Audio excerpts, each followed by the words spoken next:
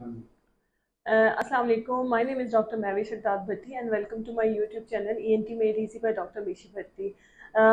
Sorry for late, but I have been stuck in so many things. So today is our video for thyroid examination.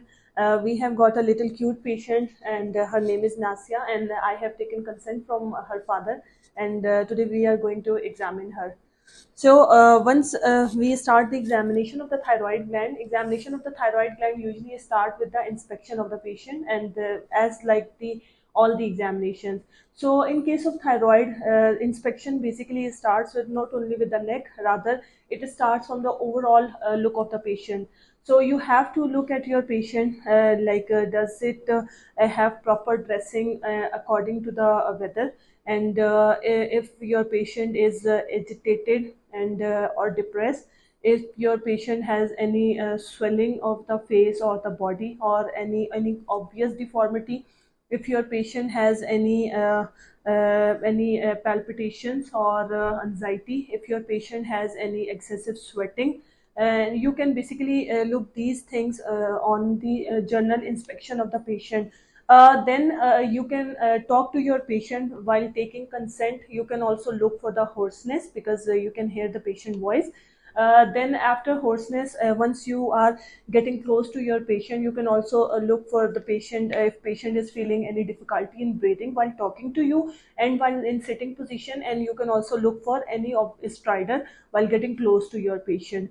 So these are the points what you have to consider in as a journal look of the patient.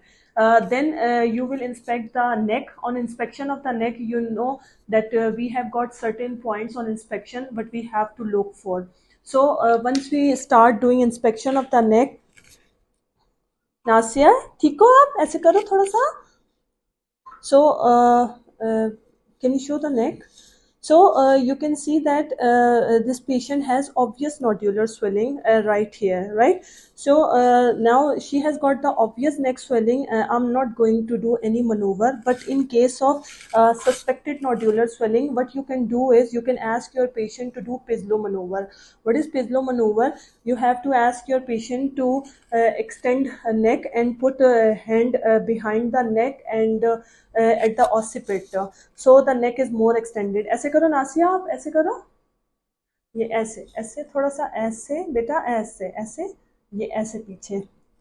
So this is how you explain your patient, like you have to extend neck and you have to put a clasp hand over the occiput area. By this maneuver, if you have a suspected nodular swelling, it becomes obvious, so it will be very easy to do the examination. As my patient has obvious swelling, I don't need to do Pislow maneuver. Nasiya, आप थूक पियो, पानी जैसे पीते हैं थूक पियो, थूक निकलो, इसको बोले थूक निकले. हाँ हाँ, मुंह बंद करो, थूक पियो थूक पियो. You have to do the swallowing test. You can ask your patient to swallow the saliva, and you can also ask your patient to take sip of waters. Then you have to ask your patient to protrude out the tongue. Nasiya, जबान बाहर निकालो, ऐसे करो पूरी, दोबारा करो. Always keep it in mind that once patient is protruding tongue, you have to put light over the swelling of the neck, so that you may get to know that is this swelling moving with dilatation or not, is this swelling moving with the protrusion of the tongue or not. चले मुंह बंद करें. Now once I'm going to examine this patient, you have to examine the front of the neck, then you have to examine the lateral side of the neck as well. If you encounter the short case, as during short case you know that you cannot interact with your patient during your exam, but definitely you will take consent and somehow you will got to know the hoarseness. But you can also ask your patient to say, Nasiya बोलो 1 2 3, बोलो 1 2 3, 1 2 3, ठीक है. चलो अब जबान बाहर निकालो. Very good. So you can also get to know about the hoarseness in this way, right? So now I have examined the patient, and I have done examination on the front area. Then I have examined the left lateral. Then now I will examine the right lateral side of the neck. So on examination, how will I explain this inspection? On inspection of the neck swelling, I can see that my patient has a single localized spherical size swelling in front of the neck, and it is more towards the left, and it is present at the midline, and midline, that is basically below the thyroid cartilage. And this swelling is moving with deglutition, and it is somehow also moving with the protrusion of the tongue. On inspection, I can see that she has got normal skin color. There is no any scar, sinus mark, any fistula, or any visible pulsation, but I can see that there is a one prominent vessel above the neck swelling. So never ever miss any examination finding. So this is the finding. She has got one prominent vein over the above the basically swelling, not over the swelling. Now you have to explain the extension of the swelling. On inspection, this swelling is roughly 3 by 2 centimeter in size, and it is extending superiorly from the thyroid cartilage, and medially over the it's close to the trachea. Laterally, it is going 2 to 3 centimeter away from the trachea, and inferiorly, it is 2 to 3 centimeter above the sternoclavicular joint or manubrium. What are the points you need to consider in inspection? First is basically a site of the swelling, single swelling or multiple swelling. What is the roughly size? Then shape of the swelling, then overlying skin, any sinus mark, fistula, and prominent veins, then surrounding skin. Then you have to comment over the extension of the swelling. Then you will comment about the protrusion, movement of the swelling with protrusion of the tongue, and movement of the swelling with deglutition. So these are the points what you need to consider during the inspection of the thyroid gland. Now we will do the palpation for the thyroid gland, how we have to do the palpation. Palpation of the thyroid gland is supposed to be done when you are sitting at the front of the patient, and it is also supposed to be done when you are at the back of the patient. Palpation of the thyroid gland should be done by means of two hands, and while you are at the back of the patient, and that is known as the Lahey's method, where I will explain you how we have to do it. If you have obvious swelling, then you can palpate it easily, but you have doubtful swellings, what you can do is you have to do the Crilly's method. What does mean by the Crilly method? Crilly method is basically you will touch your patient, and you will touch that suspected nodular swelling, and you will ask your patient to do deglutition or the swelling of the saliva. थूक पियो, greet करो, नहीं नहीं मुंह बंद. Basically, this is how you do Crilly's method for doubtful swellings. Once your patient starts swelling, then you will obviously feel the movement of the that particular nodule. So my patient has obvious swelling. Then in palpation, first what I need to do is I will check the temperature of the skin of the swelling. Temperature should always be compared with the nearest skin, or the nearest skin, or close to the swelling, and it should be done by back of the hand. So you can see that first I will check temperature. Then you will check tenderness. It's better to wear gloves while you are going to palpate, or you are going to touch your patient. It's better always to wear gloves.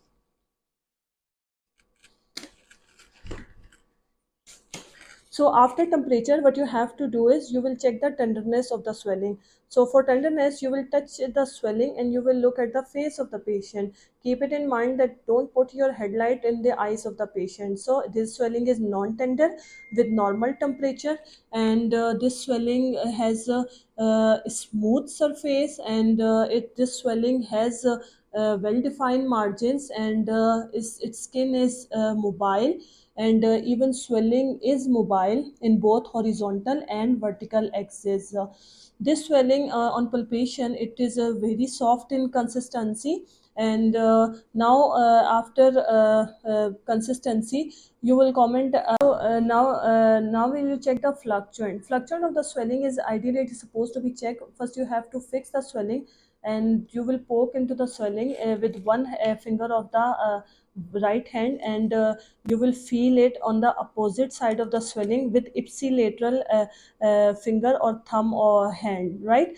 Like you will fix swelling. This is very small swelling, you may not be obvious, you can see, but you have to slide fix your swelling, and you will poke swelling like this, and then you will feel it, the impulse. If swelling has some connection inside, you will feel that impulse on the opposite swelling of the same hand. So this is how you do fluctuant test. Then you can also check for the compressibility of the swelling. Compressibility of the swelling means when you put the pressure over the swelling, swelling reduces in size, and then it gets back to the normal immediately without any external force, and swelling does not like reduce completely. So you can also check compressibility. After compressibility, we can do auscultation of the swelling.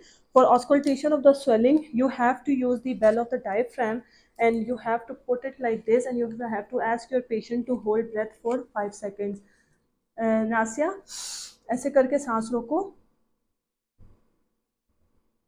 I have a little cute patient. She cannot exactly follow command, but in adult patient, you can exactly ask, and you can also feel it. So I can exactly feel bruit, and on auscultation, this swelling has bruit.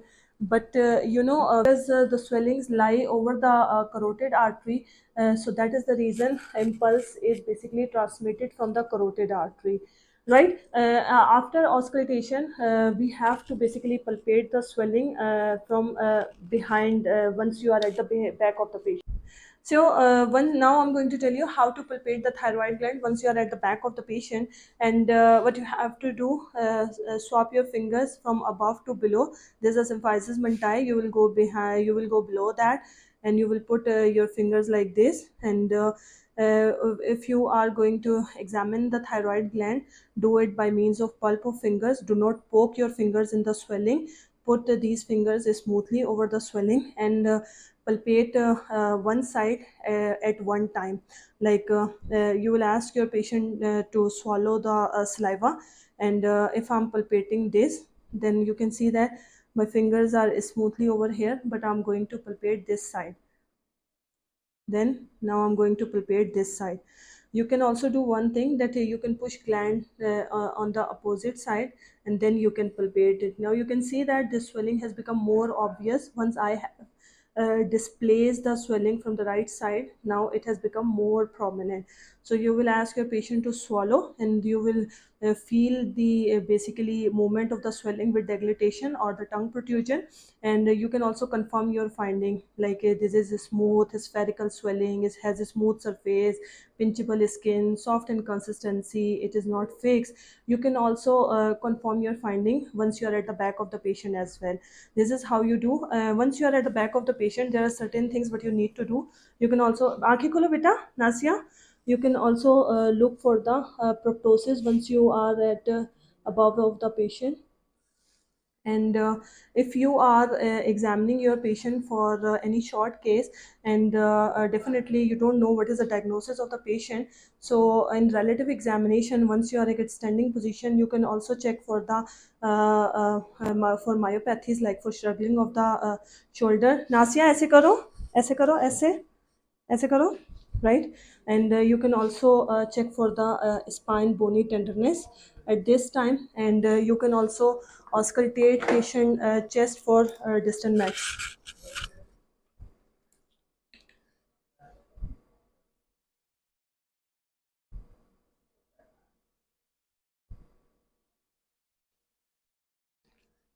Stop. Now I will tell you how to do the percussion for the thyroid gland.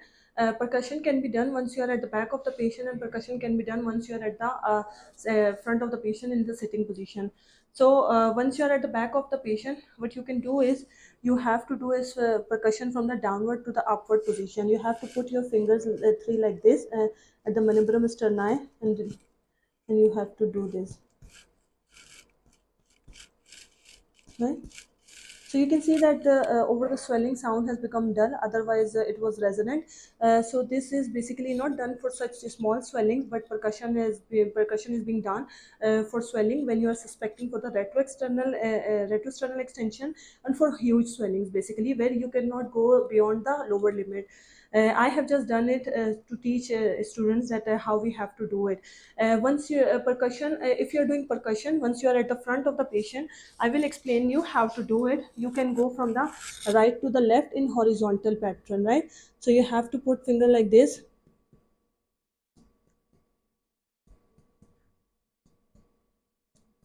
So this is how you do percussion once you are at the sitting position and at the front of the patient.